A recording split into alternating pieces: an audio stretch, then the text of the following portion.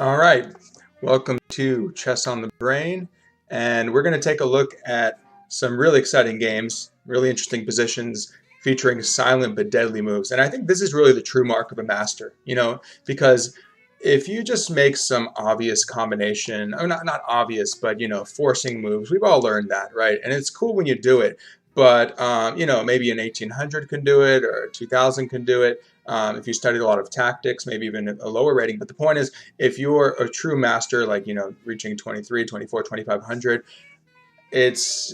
you're seeing something deeper in the position if you make a quiet move. Well, often what happens is you'll make a quiet move to set up more forcing moves. So for example, there's a glitch in the line. That's one of the chess tips I often give is, look for a forcing line, but if you find a glitch, really think about what your opponent's doing. And that's really what you're getting at the heart of. You're figuring out what's your opponent trying to do. And if you find a glitch there that they have some kind of defensive resource that maybe a superficial analysis would have overlooked, you could do something about that. And that may take a quiet move somewhere in the line. Now, we know about prophylactic moves. You've probably heard of those. Prophylactic moves are generally beforehand. You've seen Karpov probably play king h1 or h3, like to make a luft, some air for your king, things like that.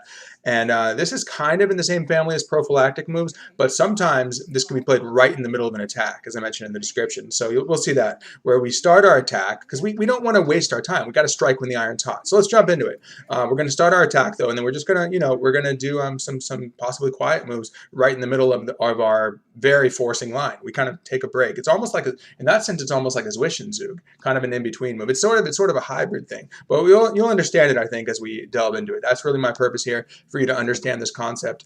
And I showed my international adult class this morning. It's a free class, tip optional. In the spirit of lead chess, open source, free for everyone who wants to learn. Any adult.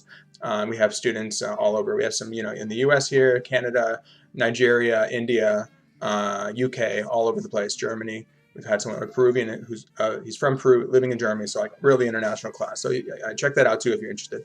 International adults class that I do. So, all right. Now the first one is Lasker game.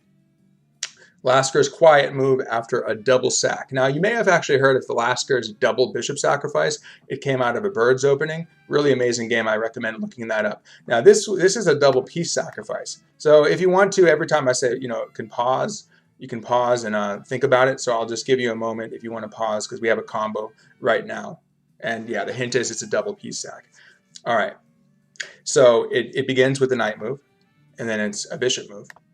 So, let's just quickly analyze this position.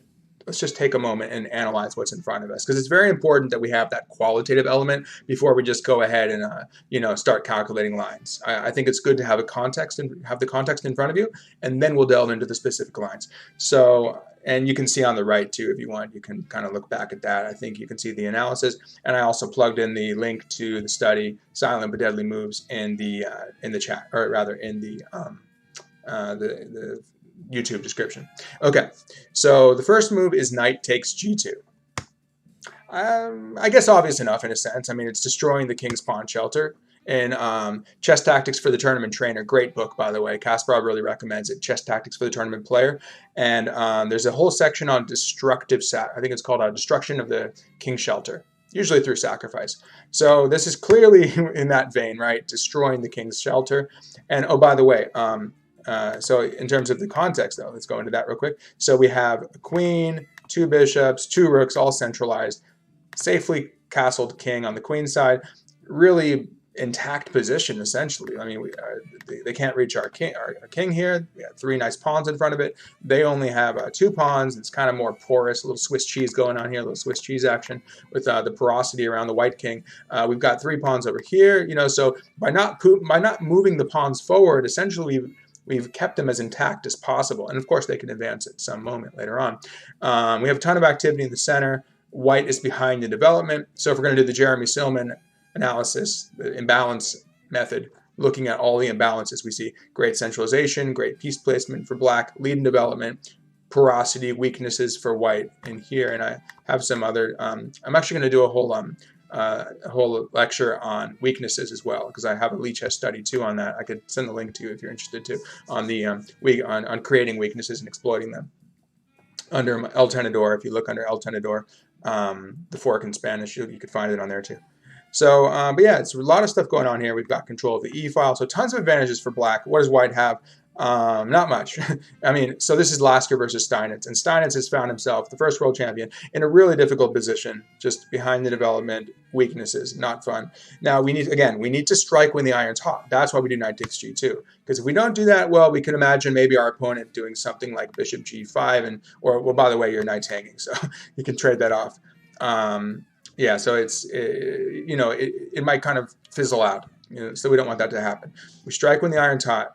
We take on g2. Now, of course, we want to substantiate that with some good analysis. So we're going to take on g2. Okay, take back. Now, for our second sacrifice, you already know the theme. So, of course, bishop takes h3. Boom.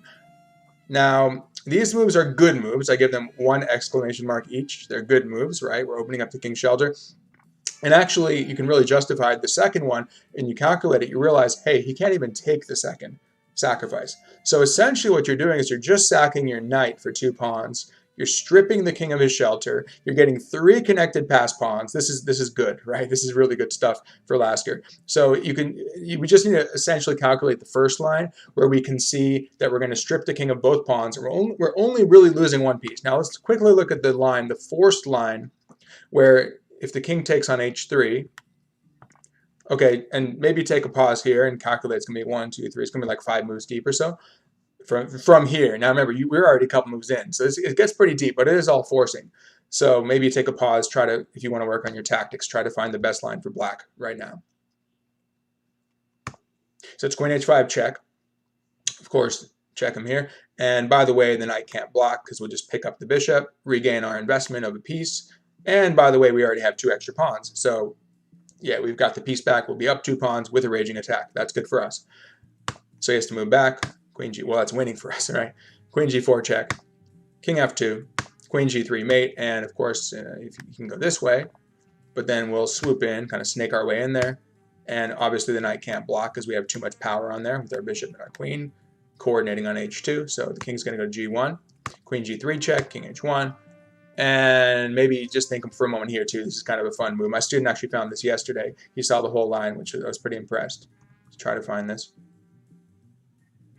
So it's rook e4. By the way, you start looking at rook e6, natural, but you're like, oh, wait a second. My opponent has a resource. Bishop covers h6, so they'll just chop off our rook when we get there. So we go to e4, so we can swing over to h4. Wait a second, the knight's guarding h4, isn't it? No, it's actually not guarding h4. Why not? Because if they take, boom, you get checkmate on h2. So the knight is actually, we could say it's overloaded. It has to guard these 2 points, and we're going to overwhelm that overloaded knight. You notice actually a lot of this game comes down to that knight. Well, first it came down to stripping the shelter, but now the knight kind of, interestingly, kind of acts as a substitute for that shelter, and we're just going to demolish. We're going to demolish the pawn shelter. We're going to demolish the piece, kind of makeshift piece shelter. Queen e1, and then we would go rook h4 check. Same difference. There's nothing to do. Knight must take or block, and they get mated on the next move. So we really have this beautiful setup that we're working with for Lasker, if we can imagine. We can live vicariously through Lasker, can't we? So knight takes g2. Imagine we are in his shoes. Hey, and the more we do that and study his games and other the greats, then we can begin to absorb their methods and play like them. It's really key. Silman, again, going back to Silman, I like it. I like his works a lot. And he says, just, study reams of master games. He said, study reams of master games. Just absorb it all, like a kid absorbing language, right? Just take it all in. Okay, so bishop takes h3 check. Since he can't take, he has to go to f2. You can see it's a little kind of almost a mating net. A little bit of a mating net. If we can reach our queen to g3, that would be mate. Can't quite get there yet. So here we are. Actually, hold on a second. Don't look at the right. Don't look. Try not to look. Okay, I blocked it out. I want you to challenge you a little bit. So after king goes to f2, I want you to think here. This is the one moment I really want I would encourage you all to think, because this is the brilliant move. So we started with some nice combos, kind of run of the mill king destruction moves, and now I want you to find the brilliant move. Partially, it's restrictive, thinking about what white can do, restricting him a little bit for Steinitz, restrict his pieces. Steinitz, again, he's not too happy here. He's only up a point, right? We've already got 2 pawns for the knight, since it was only truly a 1-piece sacrifice. Now, in his double bishop sacrifice game, I forget who it was against. You might know about that one. But in that game, you can easily find it on YouTube or Google it. And that was truly a two-piece sacrifice. He took both, and he ended up then it was a brilliant finish. He ended up winning the queen in the end and cleaning up. Okay, so what's going on here? Well, the thing is, okay, we study this. We try to find a way to win with just our pieces, right? So we think, all right, could we win with maybe the rook, the king, the queen, the bishops? Can we get in there, kind of just surround this white king? The thing is, it's not that simple to do that. I mean, maybe queen h5, but that's the thing about the knight. We have to think about the knight coming in. I guess we have queen h4 check, but sometimes the knight might clog up the e file. So I don't know. If you go queen h5, what's your follow-up though? Maybe he goes, I don't know, rook g1. So that's a sample line, and I just don't really see a direct follow through here. So that's where we need to look for it's kind of a hybrid attacking model here.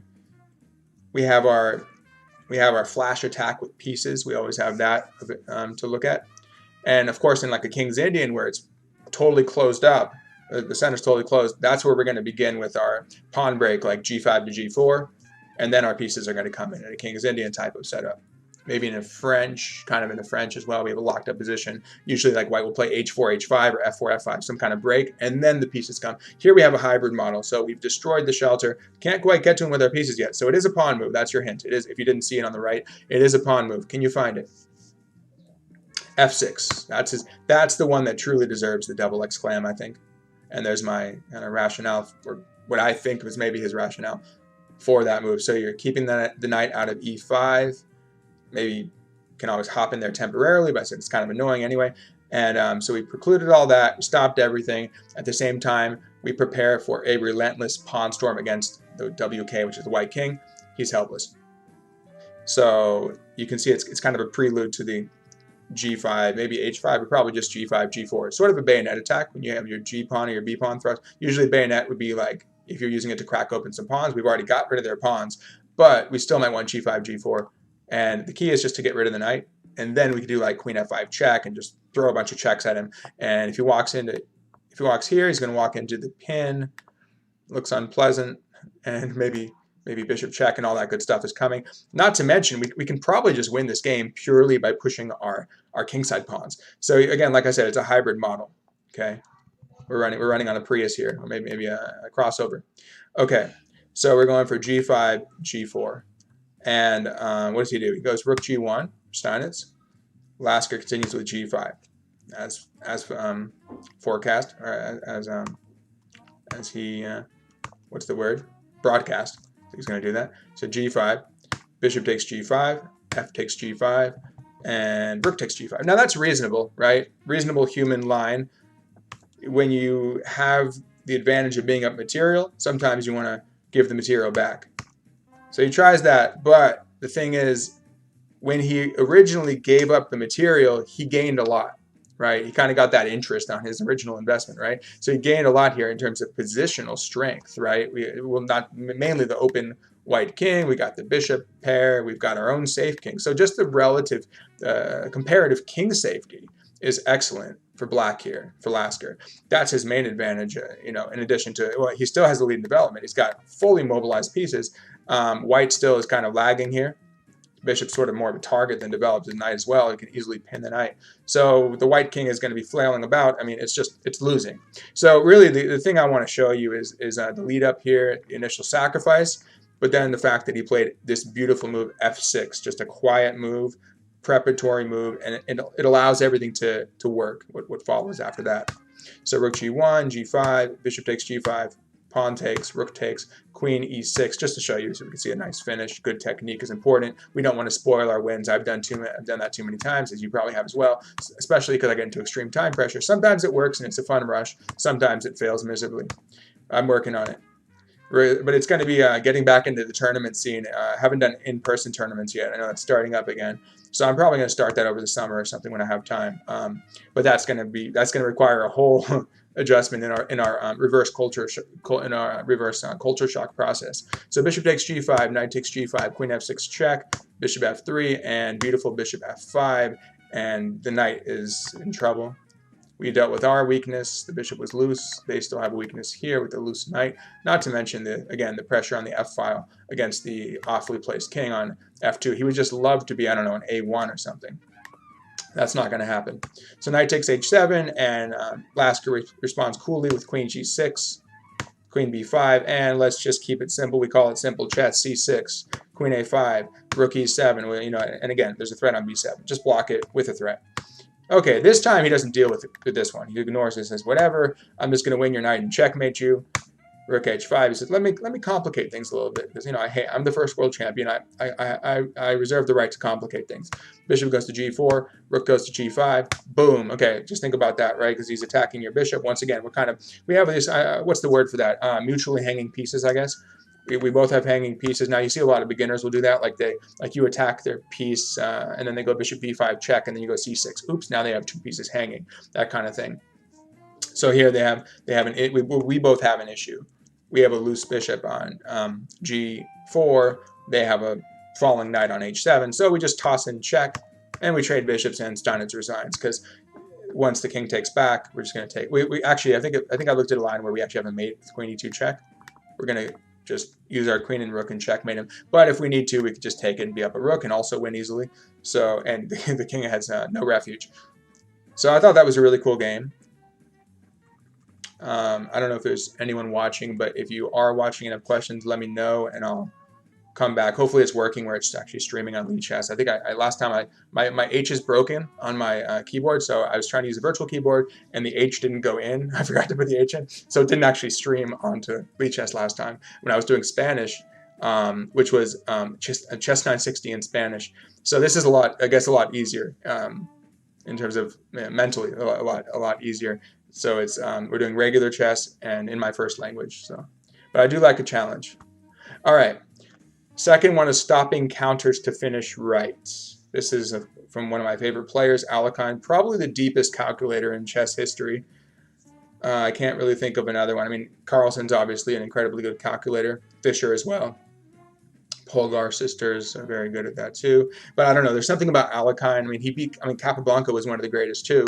I guess a little past his heyday, but still, I mean, that's usually what we have is every new world champion is coming in. They're hungry, snapping at the heels of the title holder, and the title holder is a little less hungry, and they're kind of getting beyond their heyday. So probably Carlsen will lose soon, because I don't know how hungry he is now. I mean, I'm sure he's enjoying the throne, but he'll probably be dethroned soon. Hopefully not by Nepomniachtchi. I wanted Wesley So. My favorite is Wesley So, because Wesley So can crush him in 960.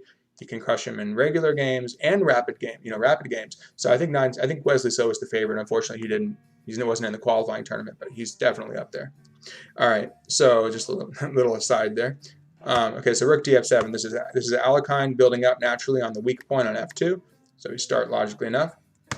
f3. Now it's interesting that f3. Okay, it seems to thwart the black pieces, but there's a big if.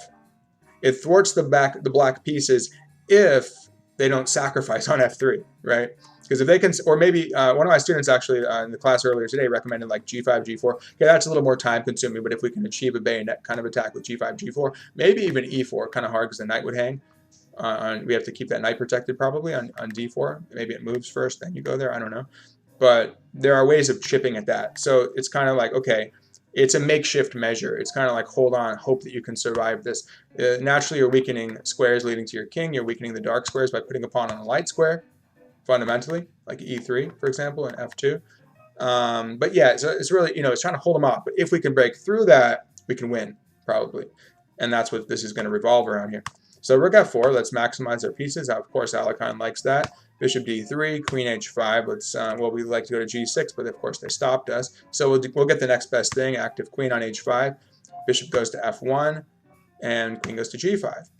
So we can see two lines of attack here. Now think about where the pressure is. I mean, we're just continuing to maximize our pieces, pick up the pressure.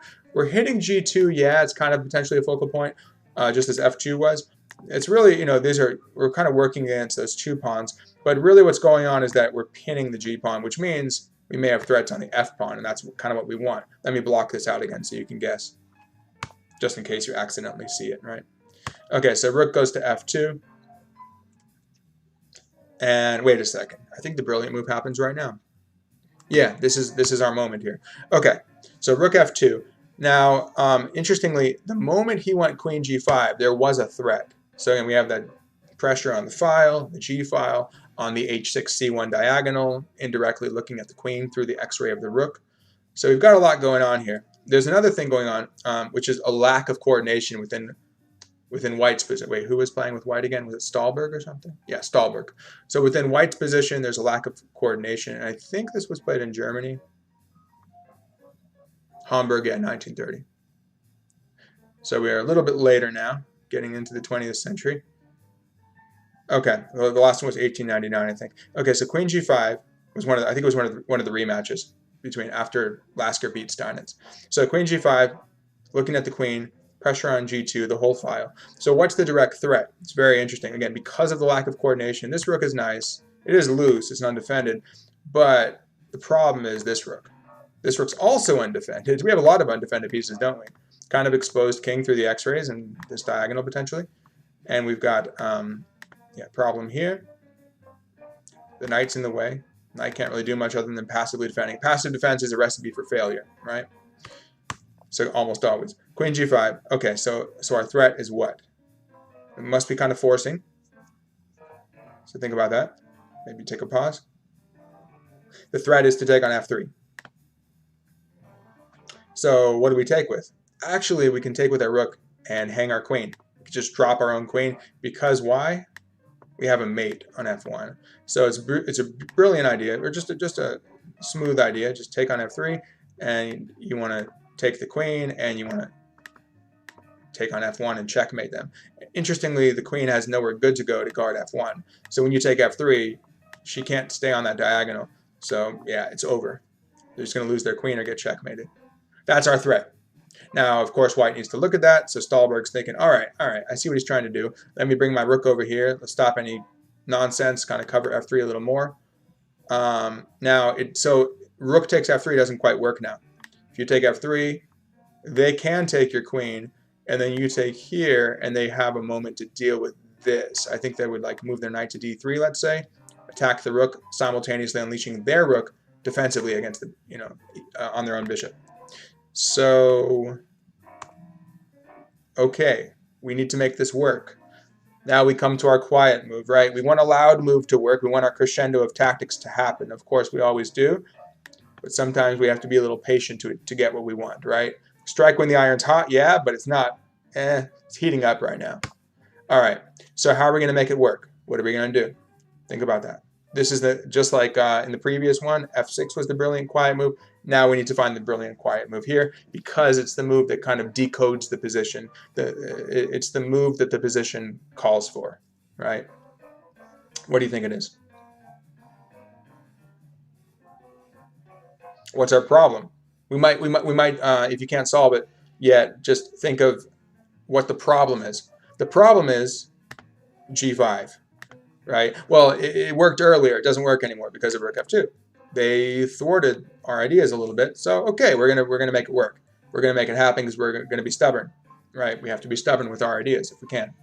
So we want to take here. The queen's loose. Okay, we make the queen not loose. We defend the queen with what? Most naturally. I guess we might look at like Rook F5, but at the same time, we don't want to don't make the rook be responsible for guarding the queen because the rooks have better things in mind like checkmating. We don't get distracted over there. Let's just play H6 and guard the queen. That's the brilliant move. So it's one of those moves which you may have seen grandmasters do before, kind of similar to King H8 or something like the Karpov King H1 move. Often you'll see him do that against Sicilians, where he plays against a Sicilian E4 and F4 often, plays King H1 and gets away from that Queen B6 check or something. So with this move, we simply guard the queen. So now everything just works like clockwork. Rook takes F3. And game over, he resigned. So why did he resign? Think about that. Just try to visualize the whole thing. It's good exercise, I think. So this is really what we're doing here. I mean, it's kind of deep tactics, essentially. We're looking at the context a little bit. We're looking at this holistically, so we understand the context. We understand the tactics. We're understanding counter tactics.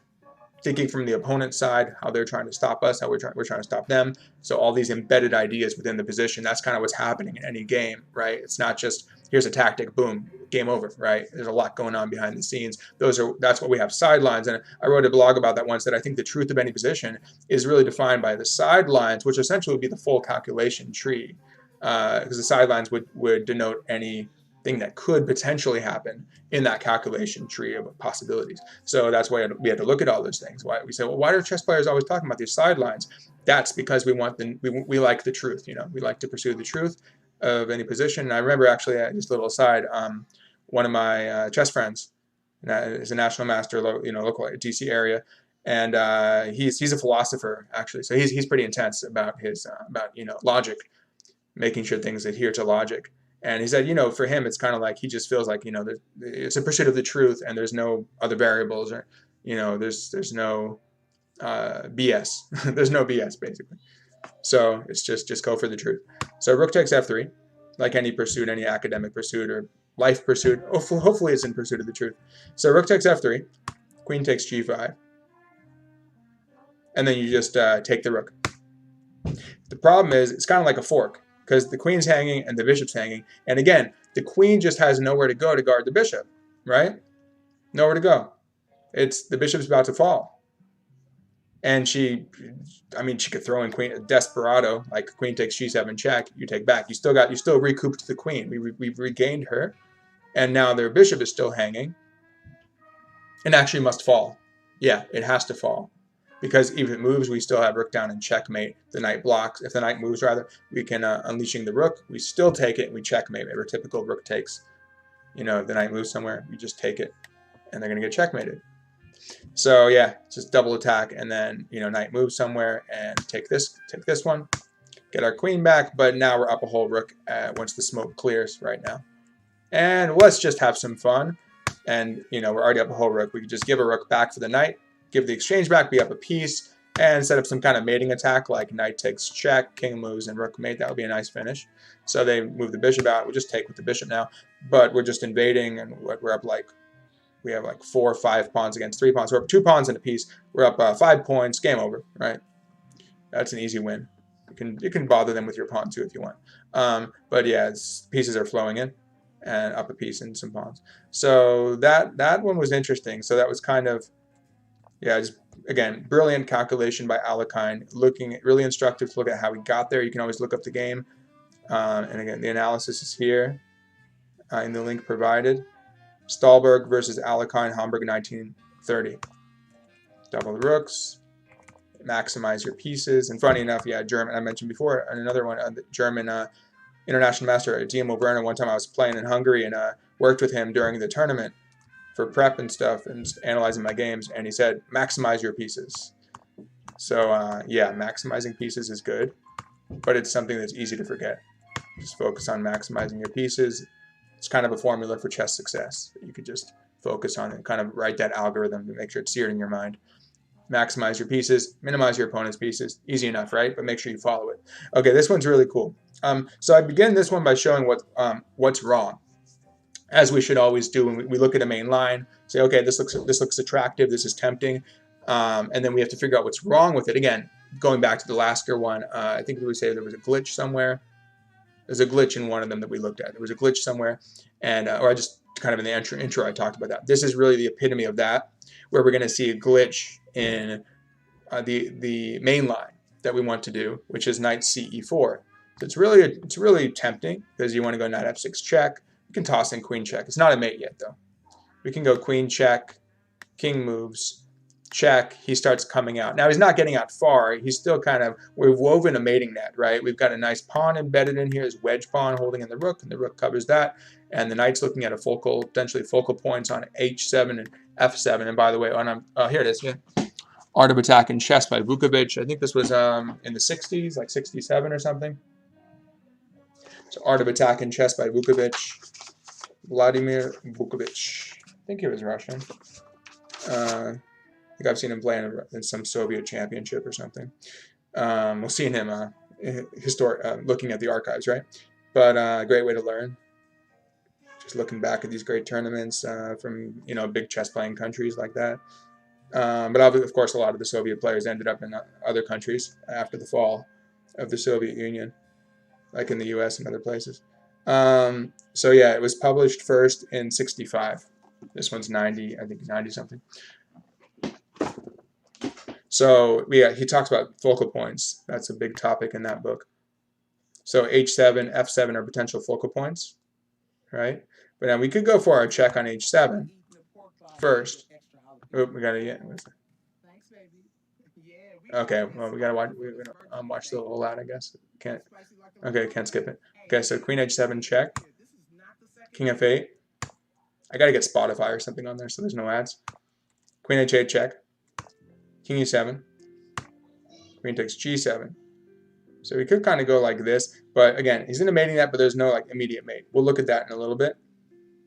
Now another thing is knight CE4, going for knight F6 check, and the idea would be after takes and takes, we want to try to, or we can throw in our check at any point. No one's stopping us from that check. We can do it at will. Then we're going to go check and mate. So again, well, then actually in that case, it doesn't look like it yet. Again, we were focusing on these two, but pretty much anywhere could be our focal point here. So G7 becomes the focal point, right? In other words, the point at which we want to checkmate the king, where we're going to drop our piece. For example, think of it like it's usually a square right in front of the king. For example, if you drop a queen there, it could be mate if we can get a helper piece, right? Basic idea there. Pawn takes back, queen check, queen mate on G7. So the problem with knight CE4, let's try and find it. Okay, think defensively now. Hold on, let's just flip the board. Let's think from our opponent's perspective. So this was, who was it? Marshall versus Mises. I've seen his name a lot. I guess he was pretty good. He was never like quite at the top. I know he played against a lot of strong players back in the day. So Marshall versus Mises. So you're playing for Mises here. What's your best move? Maybe take a moment here. It's very important, because finding your opponent's best move is just as important as finding your own. Because you need that accurate calculation tree, fully accurate tree. You don't want to have any holes in your tree where you're missing their best moves, because then the integrity of your moves is going to be damaged then, right? Okay. So knight going to E4. What does black have? The brilliant knight C3. I mean, naturally knight C3. Well, I guess you could go queen C1 and try to get, well, there's issues on the back rank, right? Some issues on the back rank. But knight C3 first is really nice because you're just trying to get rid of the knight first. Now, okay, knight check, fine, take. Now white, of course, wants check and mate. So what does black do? Boom, hits him with check. And they're going to keep on checking him. Looks like perpetual check. It's actually not perpetual check. It's not a draw. It's a win for black. Okay, again, little combo for black here. It's kind of part of the combo. Finish it with queen B2 check. Take F6. Now there's nothing. Pieces look active, but there's no substance to it. You took the sting out of it. You can throw in a queen H7 check and the king moves. I always love that. My opponent thinks they can check me on H7 and do something about it. Like for example, in a dragon, I have an uncontested G7 bishop. They've done some silly things and they think they're going to come checkmate me. Say, okay, go ahead and spend 10 moves doing that. You check me on H7. I go king F8 and I sit there happily. And if I need to, I can run out. In the meantime, the king is going to get pulled out probably from the queen side, but my counterattack is going to be the one that probably wins, or I could just trade into an endgame because probably they've sacrificed some ridiculous things in order to achieve the non-attack. So that's the idea, right, is this brilliant move, knight to C3. So we don't want that, right? So it's very important that we anticipate that. We don't want that. Now we actually do begin with queen H7 check. We don't do knight CE4. I guess maybe we could transpose. I'm not sure, but no, we don't want we don't want it yet. We want this. We actually go for this. This is fine because we're threatening mate in ones. There's no time for like some knight. They can't capture our knight, or there's no back rank mate yet. It buys us a little time. We got to be careful though. Obviously, not super comfortable with this. Anytime you have the situation where your pieces are abandoning your back rank, or just in general with no pawns, the pawns haven't moved. That's why I like fianchetto sometimes. You already know you've moved a pawn. And sometimes you still get mated, but you can at least just be careful. Just don't get back rank mated, right? And you don't want to make that amateur's mistake. It happens to us all, but try not to make it. Try to you make it, you learn from it, like a 4-move checkmate. Okay, which my friend did to me many times back in middle school, and then I started getting into chess a lot in high school and learning not to do that. Okay, so queen wants to take with mate. Rook guards.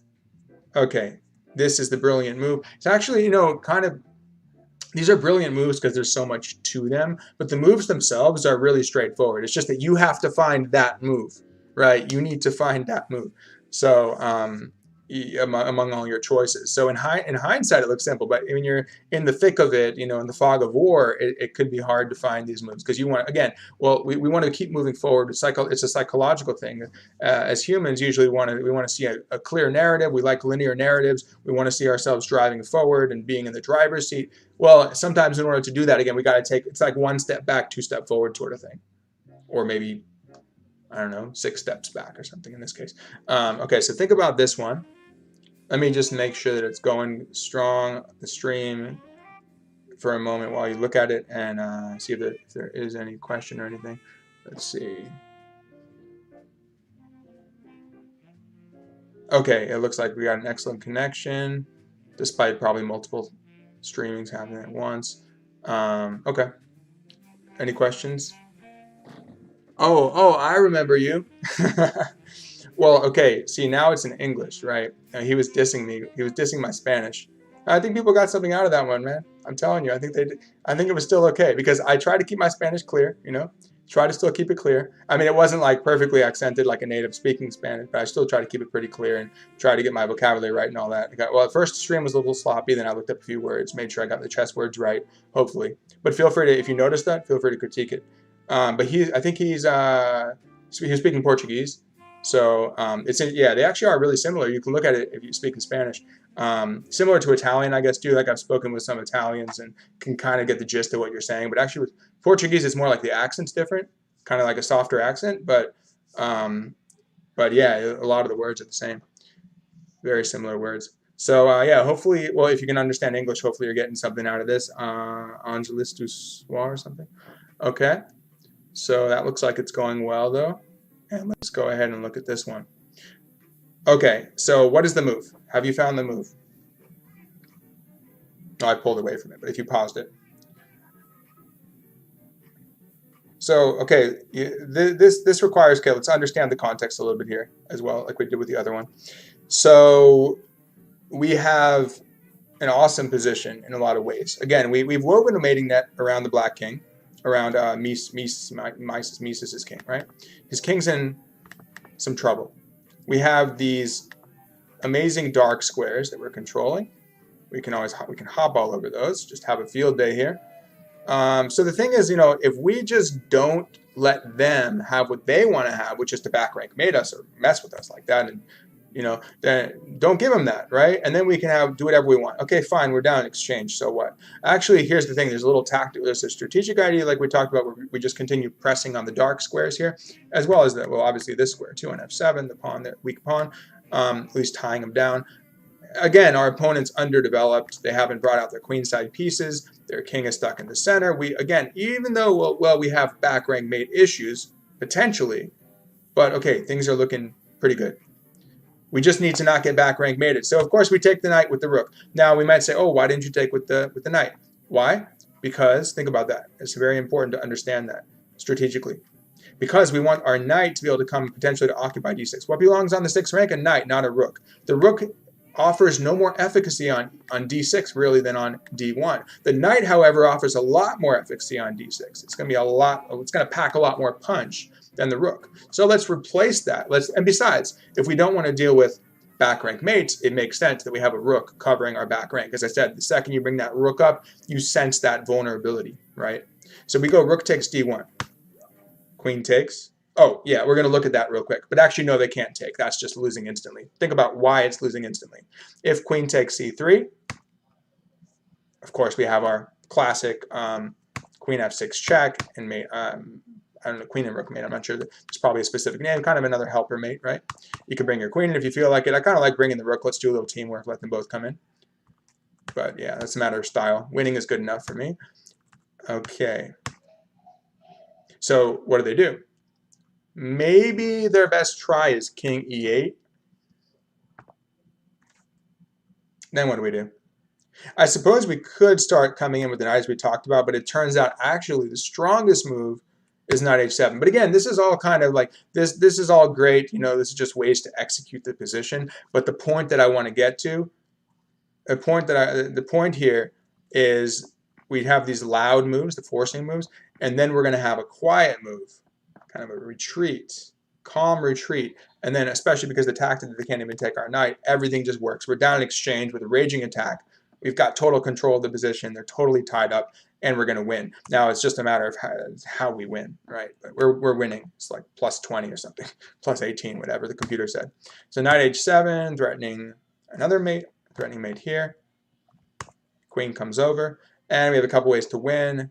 We can just come in with the knight, check, take it, and then this one's going to fall next. Then we can have this kind of cool looking formation where it's like a cannon or something. And then the queen takes, okay, whatever. We're up a queen, and then we have a queen and 2 knights for a rook. That's probably good enough to win, right? And the other way to do it is, which I think in Art of Attack in Chess he suggested, which is also fine, is to take this. Because think about what's going to happen. If the queen takes, what do? Try to anticipate for a tactical vision. Boom, check. Take it. If you go c7, you get mated right away. I guess you can go to d7, but yeah, it's okay. We're up a queen. So that's a winning position easily. If he goes to d7 rather, but yeah, he's going to get mated soon.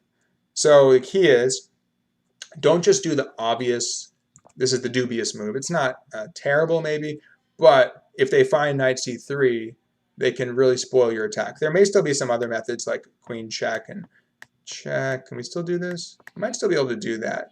But no, then there's going to be the knight check and there's going to be the queen check. I don't think we want that. I didn't calculate the whole thing there, but it's unpleasant. Why do we need that? So, you know, the interesting thing that I was thinking about is you might just do these things intuitively. You know, kind of like how a player will play king h1 or h3 or whatever intuitively. So it's just a matter of getting that experience and knowing that you want to restrict your opponent, right? So that can lead to a move which some commentator down the road, you might be playing a game and you might win a brilliancy prize because you made that brilliant quiet move. But maybe it was just what was called for. But here's the thing, like I said, your default should be, yeah, check, check, and mate. If you have a check, check, and mate, of course, do it. But the thing is that you can't always do that, right? It's not always available for you. Like in the Lasker game, he took the best that he could right there. He went ahead and he, you know, at his disposal, he had knight takes g2. He had bishop takes h3. He had all this awesome stuff. But then he kind of hit a dead end. His attack started to dry up a little bit. So he said, okay, let me just throw some more wood into the fire, essentially, with a quiet move. He quietly got some wood to throw into the fire, okay? In other cases, it could be a much more violent kind of clash. But it was violent. This is a violent move. Knight takes g2. It's destruction of the pawn cover. It's a very forceful kind of move. But then it's a very quiet, elegant move. So it's really a beautiful hybrid here, this hybrid approach. And then as I said, the hybrid attack, pawns and pieces. So yeah, it's just a great game. And then this one, stop the counters. We looked at the Alekhine game, where we just, you know, we have a particular forcing line in mind. It doesn't quite work, so we do our preparatory move, take away a problem. Queen's a problem. We see that. We see all the nuances of it. We have deep understanding of the position. We see the problems that he has on queen's loose, back rank problems, every problem you can think of. It's diagonal strong in some cases too once it blows up. What happened to our music? There we go. All right. So we have all this stuff going, and I'm just watching this through incognito, so I'm seeing how it would look to anyone. So I don't see like all the edits and stuff. This is just how it would look to anyone else on the study. So preserving the attacking formation, and yeah, this is tricky, but it's, in a sense it is. But when you look at it, you're like, wait, it's hard to find knight c3. That's what I'm getting at. It's like you don't have to necessarily be brilliant to find this sort of in between move, almost of in between your attack, just taking a pause after they guard this, just taking a pause for this recapturing the knight.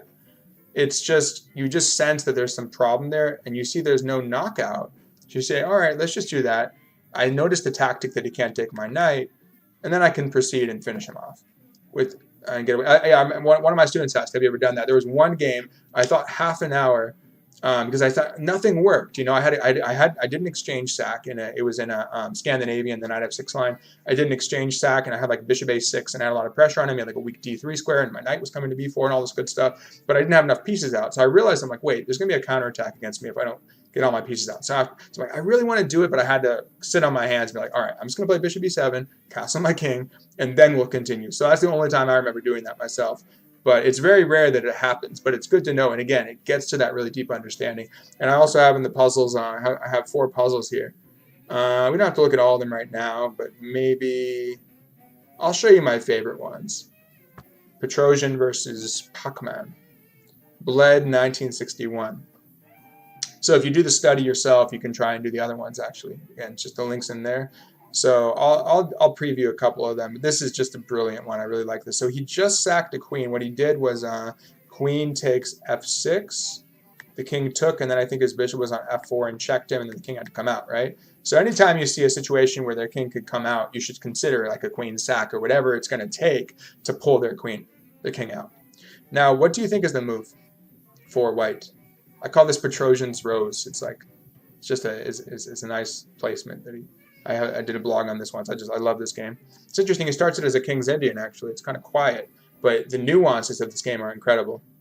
And Pacman, just like Mises, he's a player you'll see a lot against, kind of getting beaten up by the top players in the mid 20th here. And then I guess Mises was like maybe 1930s or 40s. And then we have a Karpov one, and we have a Fischer. Really nice game. Yeah, we got to look at the Fischer one too. So what do you think is the move?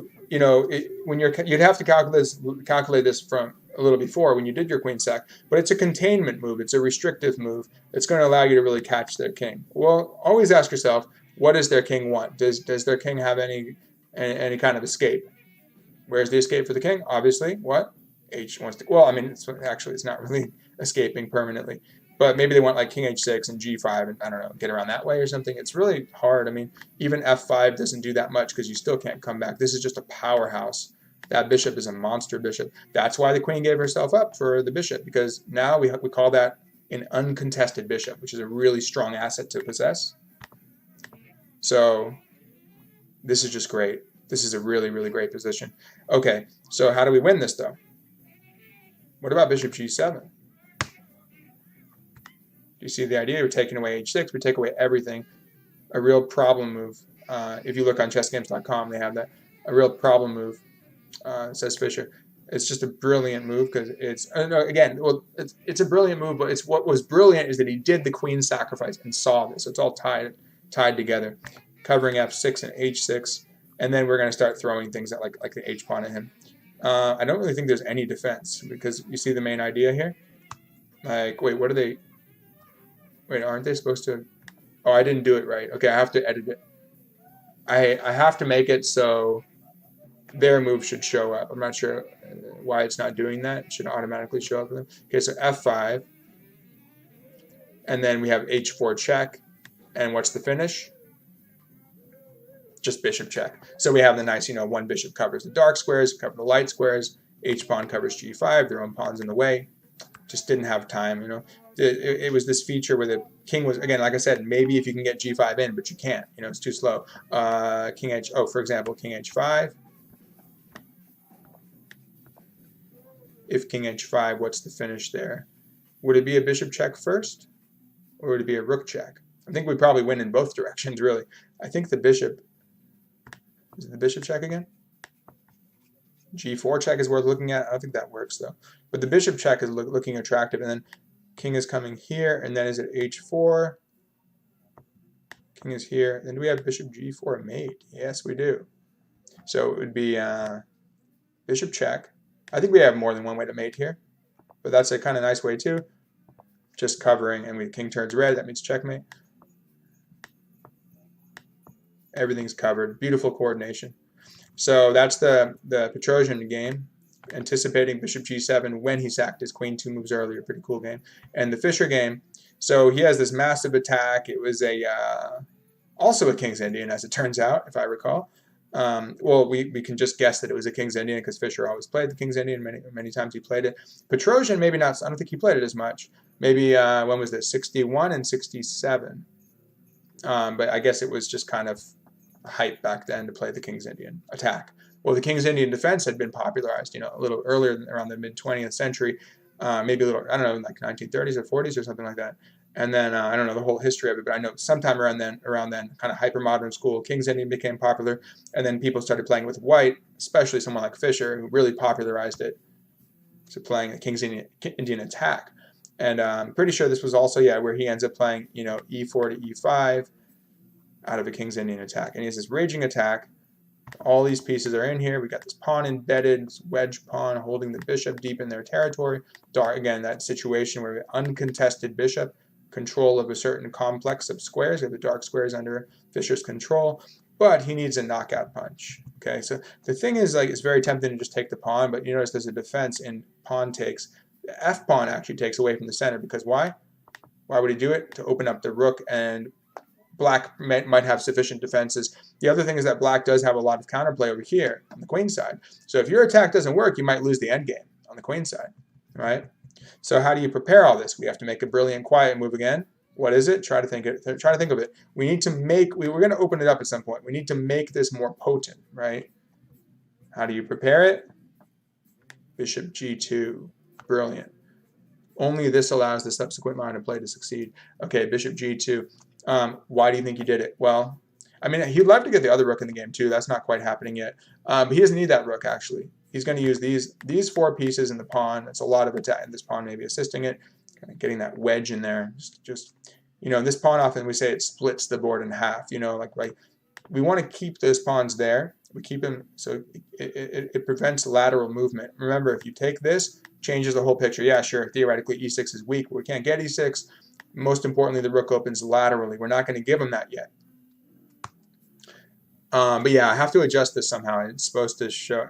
I said hide moves. Maybe I'll do it like where you play the computer or something like that. I don't know. But okay, what does black do? What can he even attempt to do? I think he played queen f8 in the game. And then, was that the move? No, that wasn't the move. It was like a rook move or something. It was some move over here, maybe. I don't know. Whatever it was, it didn't make a difference.